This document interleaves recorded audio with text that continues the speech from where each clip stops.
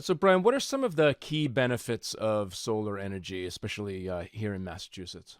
Yeah, so solar energy in general, kind of the benefits fall into a few general buckets. It's financial, environmental, and then however you want to look at it, either control or security. So obviously, the financial benefits are essentially saving money. So being able to offset your one of your major utility bills and expenses at your home or business with your electric utility, and being able to offset that to whatever degree your site is good for solar.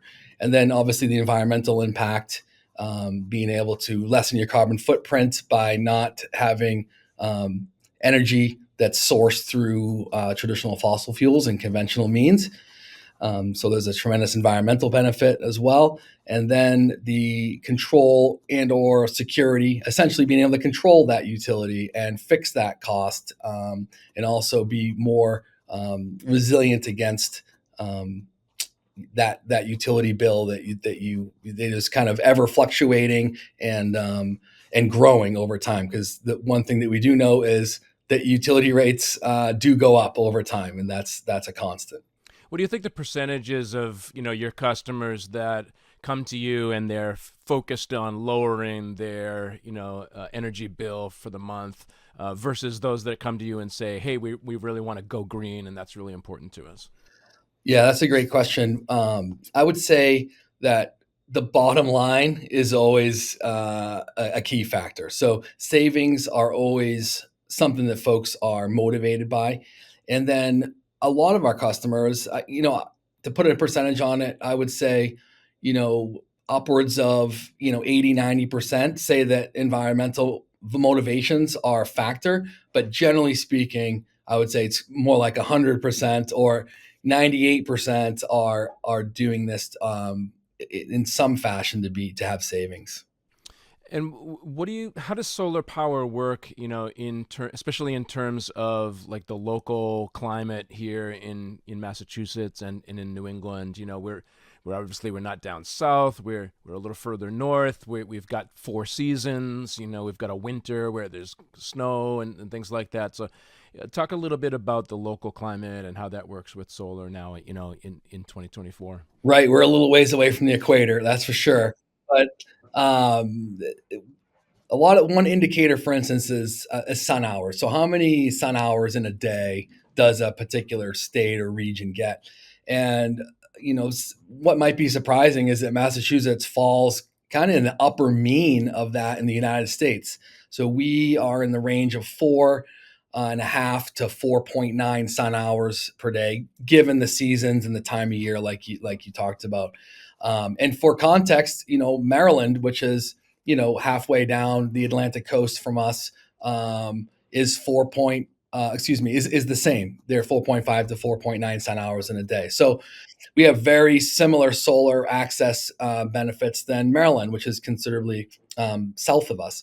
And then, for instance, Louisiana is 4.5 to 5.4. So they have a little bit longer, maybe in the summertime, a little bit longer sun hour opportunity.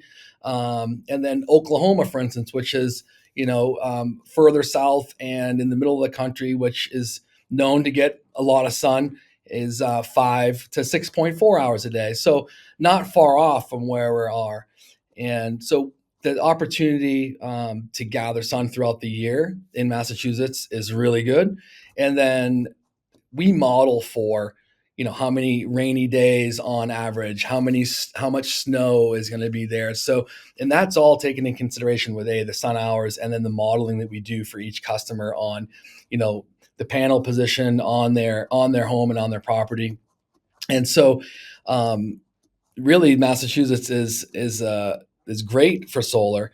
And surprisingly, most of the places, until you get way up towards the poles, are still can have meaningful impacts with solar.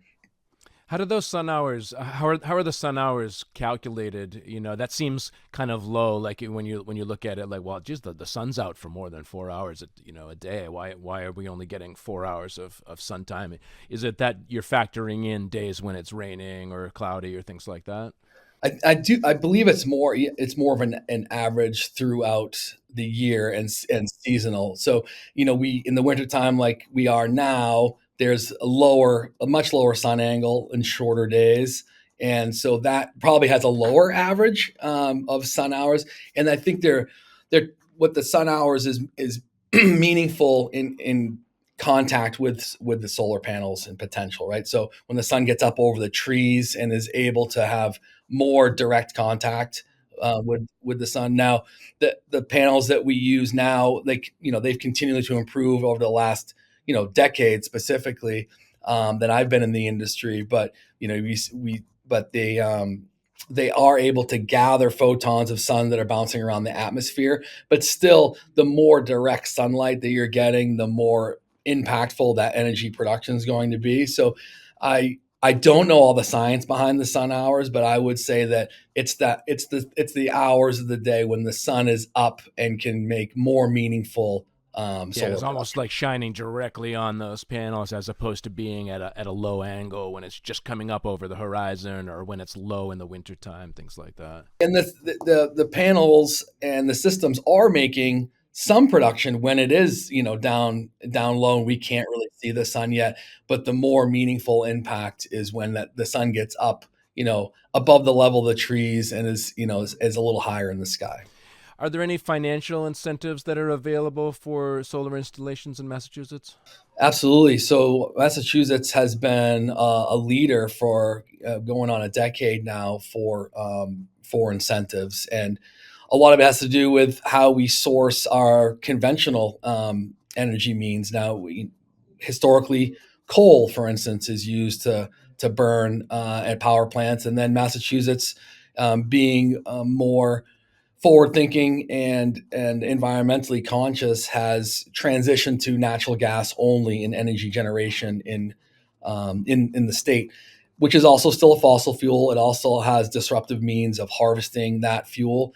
And so we also have none of it here in Massachusetts or really in the region. It all needs to be brought in. So Massachusetts was, again, really progressive in supporting renewables and aggressively supporting that by incentivizing homeowners and businesses to transition to renewable power, and therefore and rewarding them with incentives to make that financial change. So here the entire country gets the federal tax credit, which is a huge piece of the incentive and offset for the investment in solar, which is 30% of the gross cost of the project. And Massachusetts has its own tax credit, which is 15% of the gross cost of the project, but it has been capped for some time now at $1,000. And really, the cap is due to other incentives that the state has. And so we always have had some type of income program.